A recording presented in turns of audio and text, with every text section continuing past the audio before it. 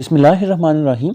अस्सलाम वालेकुम dear students, आज हम बायोलॉजी क्लास 9 के बाब 9 पौधों की फिजियोलॉजी के मशक के ये एमसीक्यूज करेंगे। तो फर्स्ट हमारे पास क्वेश्चन है, पौधे के मंदरजा झैल न्यूट्रिएंट्स में से कौन सा बड़ी मिकदार में ज़रूरी है। देखिए ये जो बड़ी मिकदार है ना, ये मैक्रो मतलब क्वांटिटी होती है, ठीक है।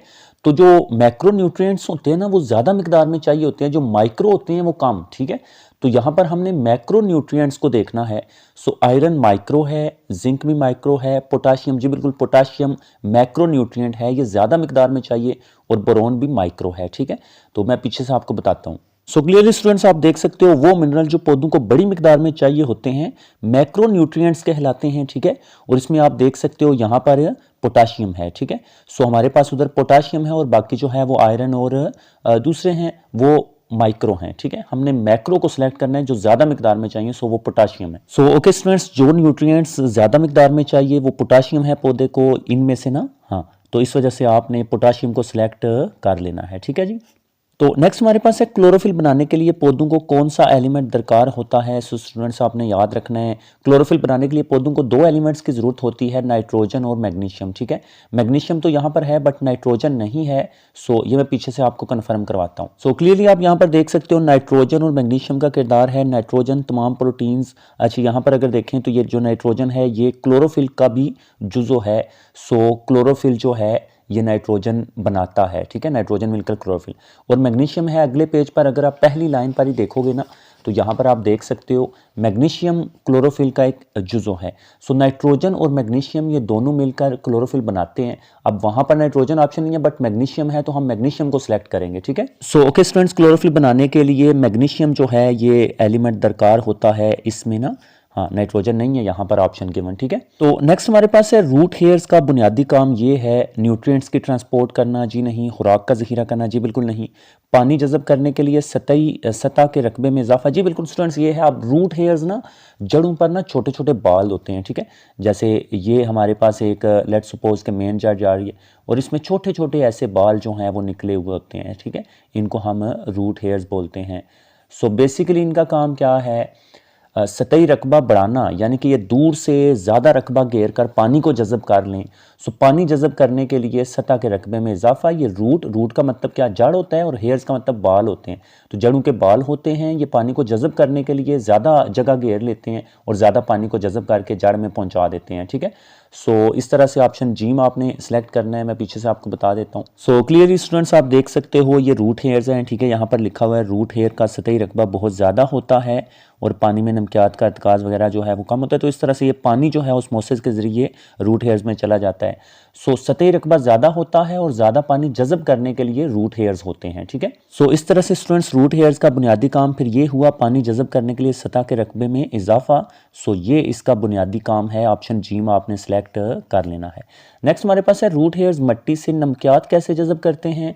और अगला सवाल अगर देखें, पानी मट्टी से जड़ के सेल्स में कैसे मुंतकिल होता है। तो एक तो हमारे पास नमकियात हैं कि नमकियात रूट हेयर्स या जड़ों में कैसे जज़ब होते हैं, और दूसरे नंबर पर हमारे पास पानी है, ठीक है। अच्छा, ये जो नमकियात है ना ये एक्टिव ट्रांसपोर्ट के ज़रिए जज़ब होते हैं, और जो पानी है ये ओस्मोसिस के ज़रिए जज़ब होता है। इन दोनों का मैं आपको पीछे से रेफरेंस बता देता हूँ। सो उसी पेज पर आए तो यहाँ पर देखें लिखा हुआ है रूट हेयर्स एक्टिव ट्रांसपोर्ट के ज़रिए नमकियात अंदर ले जाते हैं। सो नमकियात जो हैं ये एक्टिव ट्रांसपोर्ट के ज़रिए, जबकि पानी जो है ये ओस्मोसिस के ज़रिए रूट हेयर्स या जड़ों में चला जाता है, ठीक है। तो पानी ओस्मोसिस के ज़रिए, नमकियात एक्टिव ट्रांसपोर्ट के ज़रिए। ये दोनों बातें आपने याद रखनी है उन दो एमसीक्यूज़ के लिए, ठीक है। So okay students, root hairs मट्टी से नमकियात जो हैं वो एक्टिव ट्रांसपोर्ट के ज़रिए जज़ब करते हैं, जबकि पानी जो है ये मट्टी से जड़ के सेल्स में ओस्मोसिस के ज़रिए मुंतकिल होता है। सो ये दोनों बातें आपने याद रखनी है, ठीक है। नमकियात एक्टिव ट्रांसपोर्ट, पानी ओस्मोसिस, ठीक है, ये दो बातें याद रखनी है। अच्छा, नेक्स्ट हमारे पास छठा एमसीक्यू है, ट्रांसपिरेशन को किसके ज़रिए कंट्रोल किया जाता है। देखिए ये जो ट्रांसपिरेशन है ये पत्तों की सतह से ना, हाँ, स्टोमेटा के ज़रिए या मतलब दूसरे लेंटिसेल्स के ज़रिए जो पानी है वो बहरात बनकर उड़ जाता है, इसे हम ट्रांसपिरेशन बोलते हैं, यानी कि पानी का उड़ना है, ठीक है। पानी का पत्तों से खुश्क होना है। तो मीजोफिल, जी नहीं, मीजोफिल तो फोटोसिंथेसिस करता है। गार्ड सेल्स, जी बिल्कुल गार्ड सेल्स इसका आंसर है। जाइलम तो आपको पता है पानी की तरसील करता है। फ्लोएम जो है वो ट्रांसलोकेशन करता है खुराक की। सो इनके काम नहीं है गार्ड सेल्स के, ठीक है। तो ये मैं आपको पीछे से बताता हूँ। तो यहाँ पर आप स्टूडेंट्स देख सकते हो, ये हमारे पास एक स्टोमा है, यानी कि स्टोमेटा की वाहिद होती है स्टोमा, ठीक है। और ये दो हमारे पास स्टोमेटाज हैं। ये जो हैं ये बेसिकली गार्ड सेल्स होते हैं, ठीक है।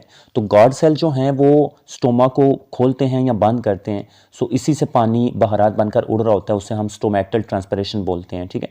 सो ये जो गार्ड सेल्स हैं यही ट्रांसपिरेशन को कंट्रोल करते हैं। सो गार्ड सेल्स आपने याद रखना है, ठीक है। सो ओके स्टूडेंट्स, ट्रांसपिरेशन को किसके जरिए कंट्रोल किया जाता है जी? गार्ड सेल्स के जरिए। तो ये बात आपने याद रखनी है।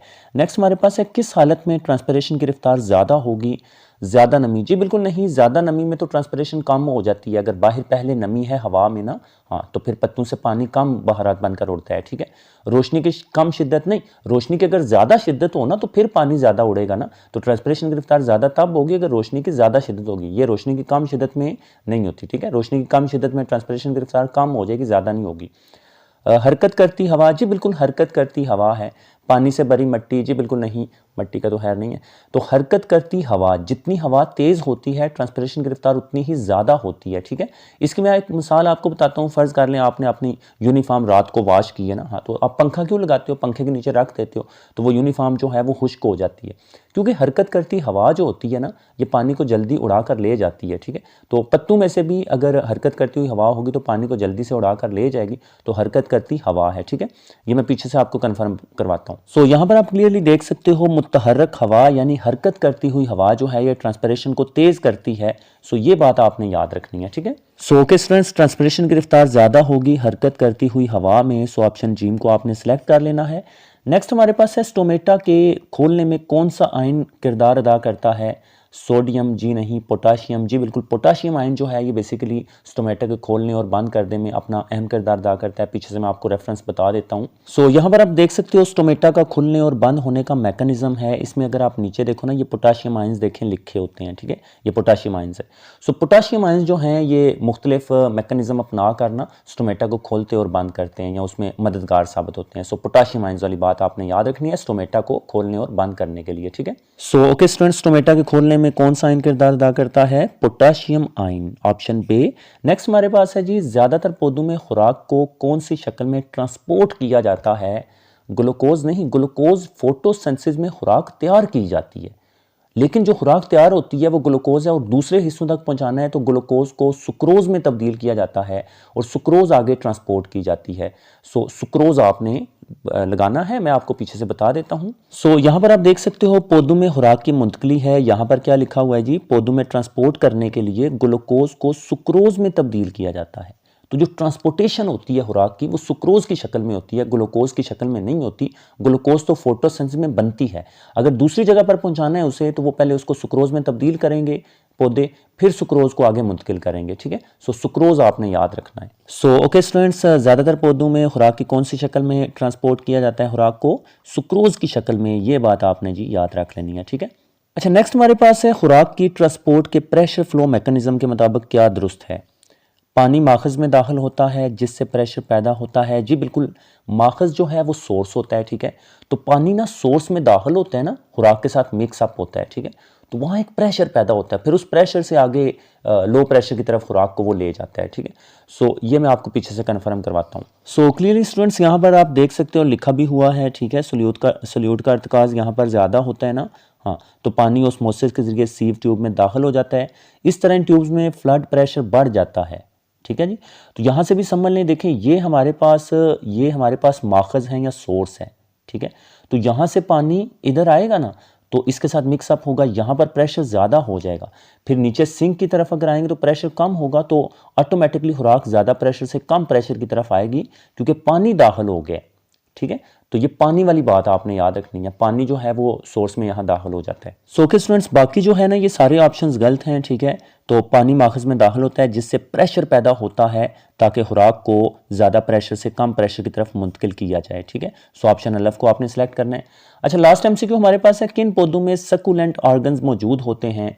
ज़ीरोफाइट्स जो खुश्की पर रहते हैं। जी बिल्कुल, ज़ीरोफाइट सकुलेंट ऑर्गन्स एक ऐसे ऑर्गन्स होते हैं जो पानी को एब्जॉर्ब करके रखते हैं, क्योंकि ज़ीरोफाइट्स खुश्की में रहने वाले पौधे होते हैं, दरख्त होते हैं, तो इनको पानी की कमी का शदीद सामना करना पड़ता है। तो सकुलेंट ऑर्गन में ये पानी को महफूज करके रखते हैं। जब बारिश वगैरह नहीं होती तो सकुलेंट ऑर्गन से वो पानी इस्तेमाल कर लेते हैं, ठीक है। सो ज़ीरोफाइट्स हैं, मैं आपको पीछे से रेफरेंस बता देता हूँ। सो यहाँ पर स्टूडेंट्स आप देख सकते हो इनके पास जड़ें या तने नरम और रस भरे होते हैं, ठीक है। ये ज़ीरोफाइट्स के पास ऐसे ऑर्गन्स को गूदेदार यानी सकुलेंट ऑर्गन्स कहते हैं। ज़ीरोफाइट्स के पास सकुलेंट ऑर्गन्स होते हैं, ठीक है। ये नीचे आपको शक्ल से भी मैं आप बता देता हूँ। ये देखें, ये जैसे कैक्टस का पौधा है, ये एक ज़ीरोफाइट पौधा है, ठीक है। ये देखें कितना इसका तना मोटा है, रस भरा है, इसके अंदर पानी महफूज हो जाएगा और यही सकुलेंट ऑर्गन है। तो ये ज़ीरोफाइट के पास होते हैं, ज़ीरोफाइट के पास, ठीक है। गूदेदार तना यानी कि सकुलेंट ऑर्गन, ठीक है। सो ओके स्टूडेंट्स, जो सकुलेंट ऑर्गन्स हैं ये ज़ीरोफाइट्स के पास होते हैं। ऑप्शन अलफ को आपने सिलेक्ट कर लेना है, ठीक है जी।